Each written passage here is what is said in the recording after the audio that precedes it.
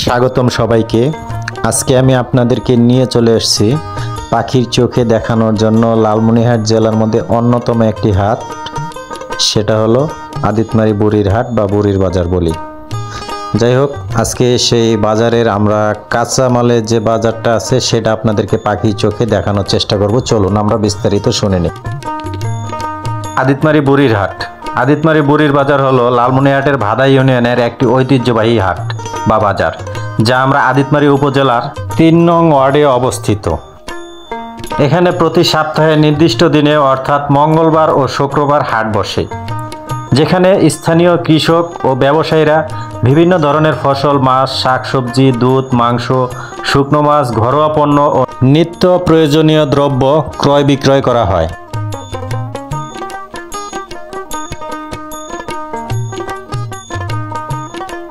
মঙ্গলবার ও শুক্রবার সপ্তাহে 2 দিন বসে হাট, যা উপজেলার অন্যতম ব্যস্ত একটি জনপ্রিয় বাজার।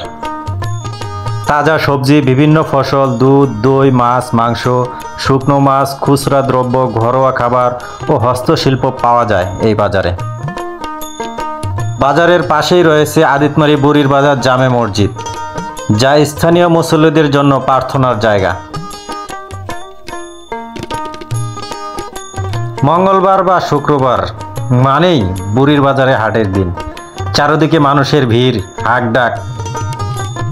আপনি যদি আসেন আদিতমারি, অবশ্যই এই বাজারে হাটের দিনে আসবেন, তখন বুঝতে পারবেন গ্রামের হাট কেমন জমজমাট।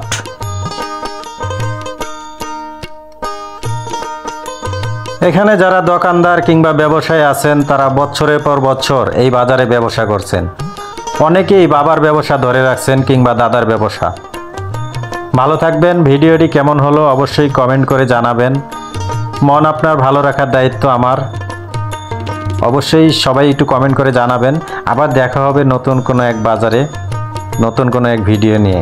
সে পর্যন্ত ভালো থাকুন, সুস্থ থাকুন, ভিডিওটি দেখতে থাকুন। আর যদি ভালো লাগে শেয়ার করে টাইমলাইনে রেখে দিন। এই ভিডিওটি শুধু একটি খণ্ডচিত্র।